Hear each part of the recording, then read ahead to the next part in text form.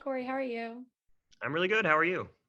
Doing great. So with a movie that is so kind of focused on you know, deeper themes within like the appeal of an alien invasion and like them interacting with humans, how do you kind of balance the serious themes that you are bringing to life within this movie as a director while also making sure like we're laughing at how these aliens are sort of designed and their way of talking and walking at the same time?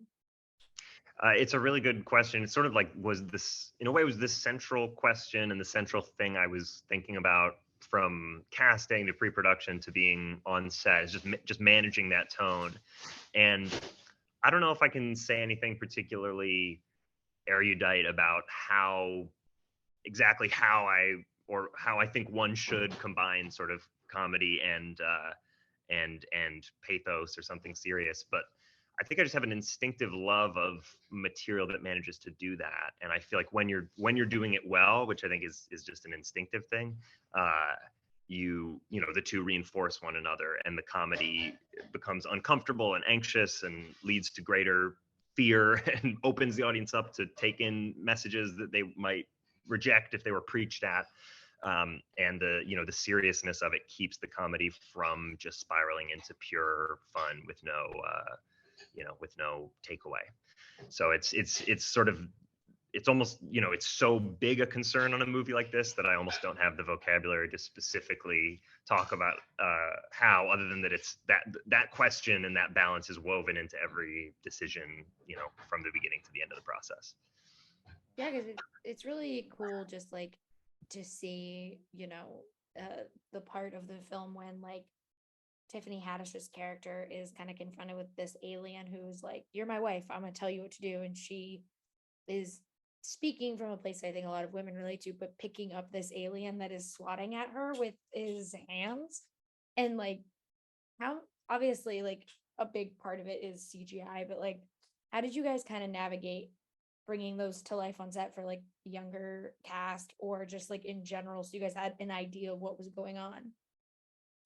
Yeah, it's a good question. It was a learning curve for me. So like someone like Tiffany Haddish actually had a lot more experience working with CGI than I did as a director, right? So that was easy and helpful. I think some of our younger casts, this was their first time doing it, but it was a multi-part approach. We tried to create with Eric DeBoer, our VFX supervisor. We tried to create some not just sort of concept art, but even like animatics and sort of moving, fully voiced, fully, you could actually hear the Vov rubbing sort of videos that would Mhm. give the actors a sense of what they'd be acting against.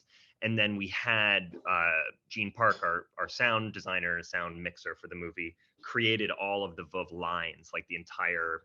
Essentially, it's like having an actor come into a booth and record all the lines. He and his Foley team sort of pre-recorded all those so that we could actually play the sounds the Vov made and that weird sort of Alexa-ish translator in all of those scenes, which it helped us get the timing down, and it also created that sort of proper sense of deep weirdness between the actors and the aliens that they were interacting with. Well, yeah, and I was gonna say too about that. It's so interesting because you don't waste a lot of time, which I feel like if they're doing this, so there's like no way of like translating that to where any human can understand it. And so you have to kind of wait for the Alexa to tell you what this alien is saying. But there's not like a weird gap. Like it's pretty like seamless in how it times out.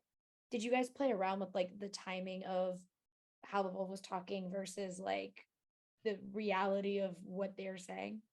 Yes, definitely. And we tried to lock in a timing that felt right and felt humorous and felt kind of annoying in a good way without crossing over to annoying in a bad way. We tried to build that all in with Gene's initial work. And then in the edit with Louise Ford, my longtime editor, we were able to sort of detach those pieces and play with them independently all the way up until the point at which the VFX had to kind of lock. So yeah, it was, we were able to play with that in the same way you'd play with the timing of actors and close-ups and that sort of thing. And that was a key part, finding that balance. And we actually tried to have the sort of gap in the between paddle rubbing and translator start quite long and quite stilted, and then as you get used to the presence of the aliens, to have them overlap a little bit more, so that we weren't just constantly waiting long Mhm. periods of time for the VOV to finish translating. Yeah, and with this movie though, and I think it's so fascinating to kind of focus it on like the children and kind of what they're going through, because as much as we see the parents struggling and how they can't make money and their their place in the world, it's really like the kids and like losing their school and losing kind of everything that they have in their futures. And so Right. for with a character like Adam, what was it about that kind of story and exploring it with this young boy who is an artist and kind of just wants to express himself that way versus like someone who did want to go up and spend time with the Vulcan or whatever? Yeah, it's that I just was it was one of the things that appealed to me about MT Anderson's book. Just you know, you always want a protagonist that feels like they are the most interesting person to explore a given world.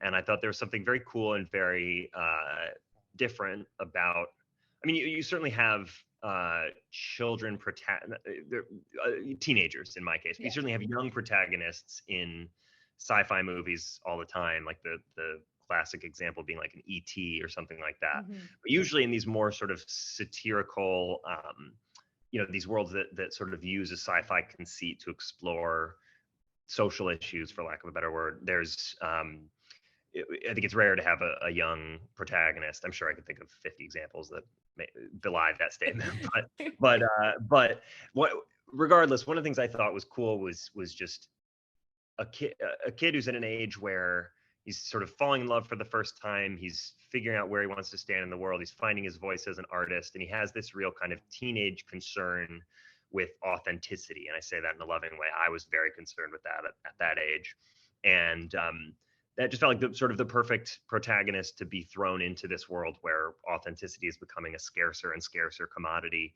and is becoming a commodity, and where you have to kind of sell the most authentic personal moments of your life to these aliens to make a buck in a world where human labor has been stripped of its value. So so yeah, it was one of the things that spoke to me about the book, and I loved Tobin Anderson's choice of protagonist, and certainly wanted to hold on to that in the movie. Well, and two, it is for a last quick question. I think it's so Yeah. fascinating to use who you did for Adam's and Nat's father, just because like I feel like he has such like now a cultural like, oh, we love him, he's so sweet. And to kind of see him play like these more like complicated characters after we initially were just like, no, we love him, no questions asked, is so Yeah. cool. And so when you were doing the casting of that and the like filming of that scene in particular where it is all of a sudden he appears and that's all we really get to see of him, was that always something on your mind that you wanted it to be someone that like the audience instantly kind of knows and connects with, or was it just kind of the luck of the draw?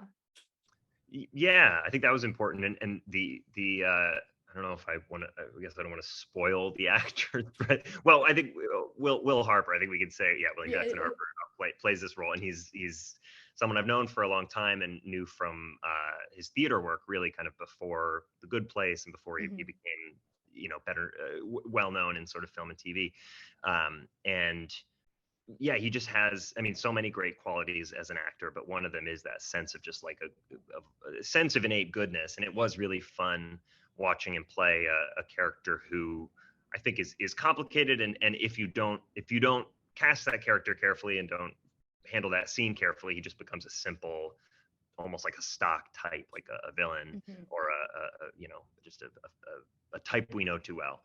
And I think Will really, yeah, just made him feel like a real sort of complex person. We stay very much in Adam's point of view in that scene. We don't get to see that character outside of that moment, but yeah, he's someone I really wanted to work with for a long time, and I think he was just brings so much to that movie in that one scene. Yeah, I love to admit it, but thank you so much for your time today, and I can't wait for people to get to see the movie. Thank you. It was such a pleasure. Have a good one. You too. Have a great one.